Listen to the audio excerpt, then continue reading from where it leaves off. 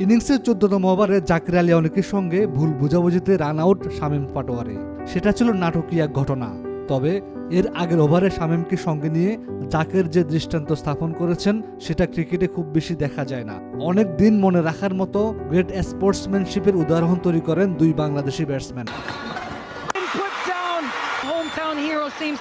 ইনিংসের ১৪তম ওভারে গুটাকাশ মুতির ফুল লেন্থের বলটি সুইপ করে মিড উইকেটে মেরেছিলেন জাকের। সীমানার সামনে থেকে সেটা ক্যাচ নেওয়ার চেষ্টা করেছিলেন উবিদ ম্যাকয়, তবে ডাইভ দিয়েও বল ধরতে পারেননি তিনি। উল্টো চোট পেয়ে ব্যথায় কাতরাতে থাকেন মাঠে।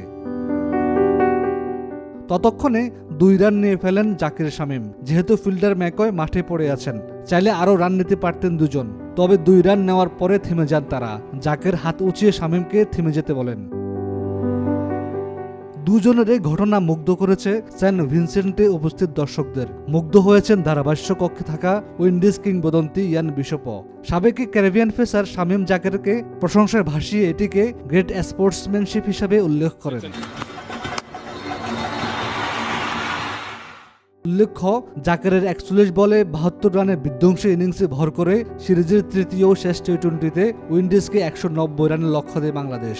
উইন্ডিজ ব্যাট করতে নেমে ১০৯ রানে অল আউট হয়ে যায়। বাংলাদেশ ৮০ রানের বিশাল জয় পায়, যার বদলতে স্বাগতিক উইন্ডিজকে ৩-০ ব্যবধানে হোয়াইট ওয়াশ করে বাংলাদেশ। উইন্ডিজের মাটিতে এর আগে যেখানে কখনোই টি-টোয়েন্টি সিরিজ জিততে পারেনি বাংলাদেশ, এবার সেখানেই স্বাগতিকদের ডবল ধোলাই করে অনন্য কীর্তি গড়লেন জাকের, মিরাজ, তাসকিনরা। ওয়েস্ট ইন্ডিজকে টি-টোয়েন্টিতে তাদের মাটিতে ৩ বা বেশি ম্যাচের সিরিজে হোয়াইট ওয়াশ করার রেকর্ড এর আগে ছিল শুধু ইংল্যান্ডের। যা ইংল্যান্ড ছাড়া কেউ পারেনি, তাই করে দেখালো বাংলাদেশ। নিউজ ডেস্ক, আজকাল।